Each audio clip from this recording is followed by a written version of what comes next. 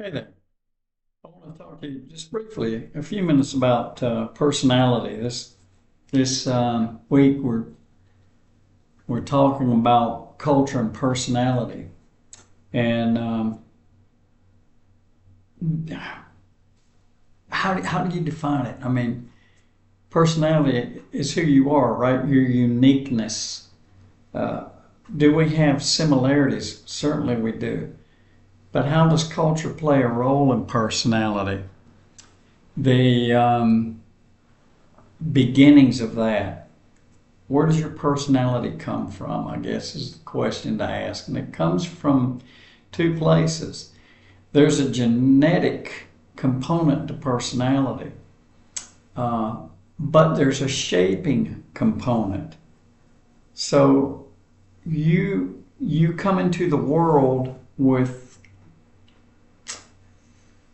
kind of I don't want to call it a blank slate, but you come into the world with the uh, capability, the design to develop a personality.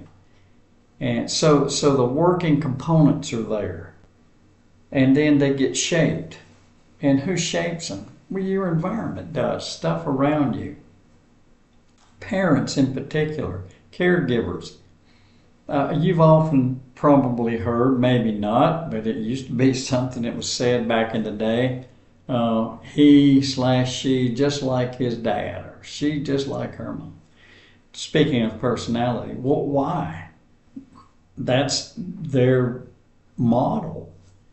Your caregiver, in most cases, your parents, but not always, whoever is giving you your primary care, the most influential person in your life in the beginning and then on from there, is who you will, I'm going to use a word, but it's not going to be used correctly. That's who you imprint on. Imprint is really not, it's not bonding. It's more like your model. Here's what I think I'm supposed to be like kind of thinking. That should make sense to you. So I developed from that a personality. How recognizable is it? By the time you're 5 years old, it's pretty recognizable. How stable is it? That's the other thing. Imagine the influences that we've all had, that we've encountered from the time we came onto the planet. And now, by the age of 5, I've developed an interpretation, a behavioral style, a uniqueness. We use that word kind of loosely. A unique way of dealing with things based on what I've seen. Okay, so I react this way to that and that way to those, and whatever the case is, because you see that modeled by those who are most influential in your life. So yeah, by the time you're 5 years old, boom, you got something to work with, and people recognize you by this. Fussy, easygoing, all these Thomas and Chess things those guys did the study on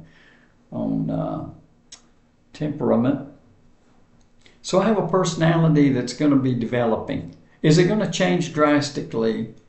And the answer right now is not normally. It's relatively stable. And by the time you're 13, 12, 13, 14, it's pretty much locked in. Can it change? Absolutely it can, dependent upon the experiences that you have. If you have a traumatic experience, if you have a very dramatic occurrence in your life, that can change your personality, dependent upon how you react to it, of course, because we all process stuff. And we process things a little differently from person to person. Not enormously, but in some cases enormously. Most of the time, people react similarly to a given situation. We have personality types, and I'm going to bring this up because culture has a lot to do with this. A's, B's, you've heard type A, type B, most likely. There's a C and a D. I won't discuss those. This is in the class in personality. Culture affects that A and that B, though. What is an A? That's an aggressive, outgoing, go get them kind of personality. Can it be abusive? Yeah. Can it be abrasive? Yeah. But that's not necessarily the case. You can be very aggressive, be a type A, and be a nice person. We're not saying that type A's are bad people. Type B is this kind of laid back, let life flow, don't get excited about stuff too much, easygoing kind of an attitude. What would change you from an A to a B or a B to an A? Some dramatic experience, some very influential experience. People who, for example, I don't know what you know about 9/11, when we were attacked, the Twin Towers were attacked. There were people who never considered the military because there's a violent aspect to the military, particularly Marines and infantry in the Army, and some other stuff I won't get into. So you have a type B, and all of a sudden our nation's threatened, and they become a type A. Hey, I'm going to go join the Marine Corps. And it takes a type A to be a Marine. They will make you a type A. I was a Marine. I am a Marine. You never stop being a Marine. So they make you into a type A if you were a type B. They certainly won't make you a type B if you, that's not the mission of the Marines. But I think you get the picture. Outside influences having an effect on your personality, and that leads us to culture, the cultural impact. What's the cultural influence of your personality? Your culture is going to help guide your personality. I shouldn't say guide, mold your personality.